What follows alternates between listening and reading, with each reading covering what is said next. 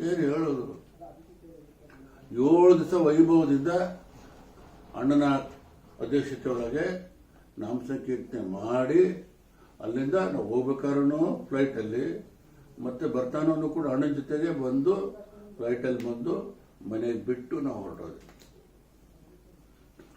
ಅರ್ಥಾತ್ ಏನಂದರೆ ಗೊತ್ತಾಯ್ತಲ್ಲ, ನಾವು ನಮಗೆ ದೊಡ್ಡ ಅಣ್ಣ ಇಲ್ಲ, ನಮ್ಮ ಹಿರಿಯರು ಯಾರಿಲ್ಲ. ಬಾಬನ್ ಬಿಟ್ಟರೆ ಬಾಬುನ ಹೆಂಗೆ ಅಂದರೆ ಈಶ್ವರ ನೋಡಬೇಕಾದ್ರೆ ನಂದೀಶ್ವರನ ಇಟ್ಕೋಬೇಕು, ರಾಮನ್ ನೋಡಬೇಕು ಅಂದರೆ ಆಂಜನೇಯನ ಇಟ್ಕೋಬೇಕು. ಹಾಗೆ ಬಾಬನ ಹತ್ರ ಏನು ಬೇಕಾದ್ರೂ ಹೇಳಿದ್ರು ಕೇಳಿದ್ರು ಎಲ್ಲ ಕೂಡ ನಾನು ಅಣ್ಣನ ಮೂಲಕ ಬಿಟ್ಟು ಬೇರೆ ಮಾಡೋದಿಲ್ಲ.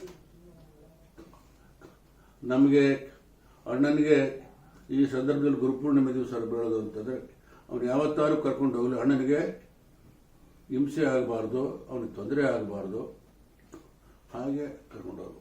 ಅದೊಂದು ನನ್ನ ಪ್ರಾರ್ಥನೆ ಬಾಬರಲ್ಲಿದೆ. ನಿಮ್ಮೆಲ್ಲರ ಎದುರಿಗೆ ನಾನು ಸಾಕ್ಷಿಯಾಗಿ ಅವ್ರು ಮಾಡ್ತೇನೆ.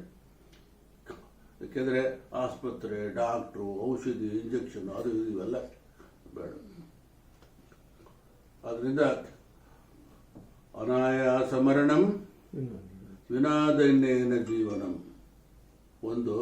ಇನ್ನೊಂದೇನು, ಕೊನೆಗಾಲದಲ್ಲಿ ನಿನ್ನ ಸ್ಮರಣೆ ಇರಲಿ, ನಿನ್ನ ನಾಮಸ್ಮರಣೆ ನನ್ನ ತುಟಿ ಮೇಲೆ ಇರಲಿ ಅಂತ 3 ವರ ಕೇಳ್ಕೋಬೇಕಂತೆ.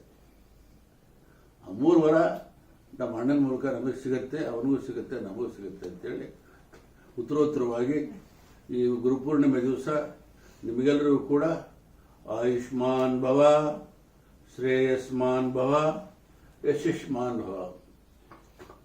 ಅದರಿಂದ ಬದ್ರಿ ಅವನು ಆಮೇಲೆ ಅಲ್ಲಿ ಅಟೇಜ್ ಮಕ್ಕಳು ಎಲ್ಲ ಇದು ದೊಡ್ಡ ಇದೊಂದು ಕ್ಷೇತ್ರ.